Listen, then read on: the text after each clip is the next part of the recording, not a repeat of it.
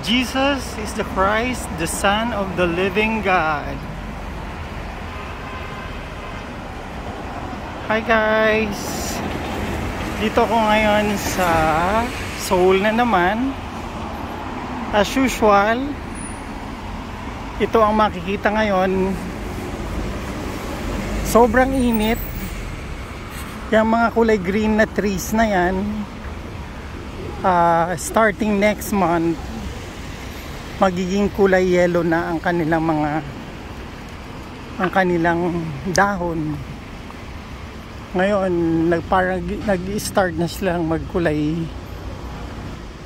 mahinog, parang ganon.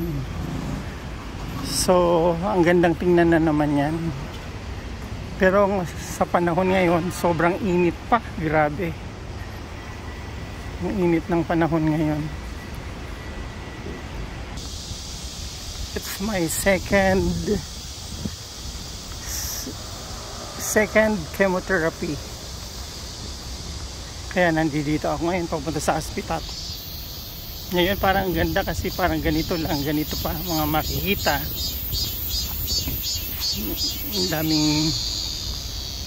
Dami kong naririnig na kuliglig ba tawag dyan. Kala ko walang kuliglig sa Korea. Meron pala. Siguro lahat ng may puno may kuliglig. Ayan, ang ganda ng ano ngayon. Super light. At kahit sa ang sulok meron nag-exercise guys. So mga matatanda. Lakas ng kuliglig. Sabay-sabay oh.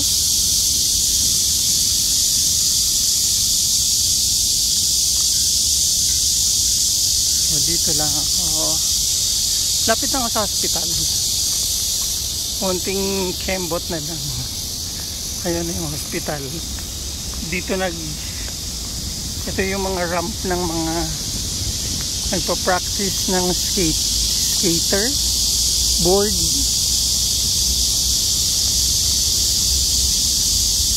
Ayan. Ang lupit.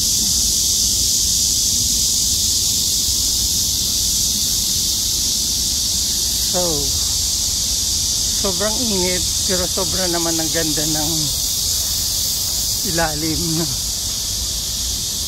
Ayan ang mga tapos magpupula na yan. Pula, yellow ang magiging itsura niya. Dito na ako malapit sa hospital. Yan.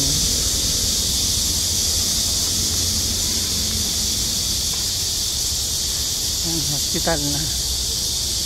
Dati pag sinabing hospital kinakabahan ako.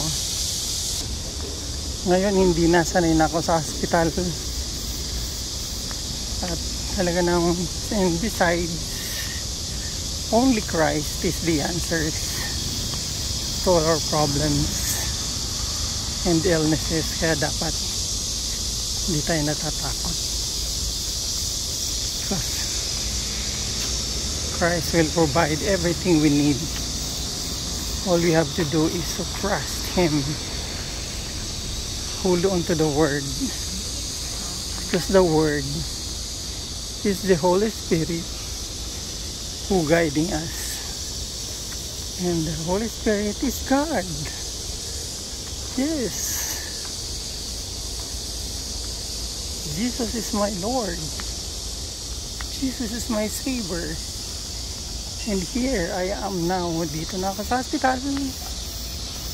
At sige, pasok na tayo. Diretso lang ako. Kasi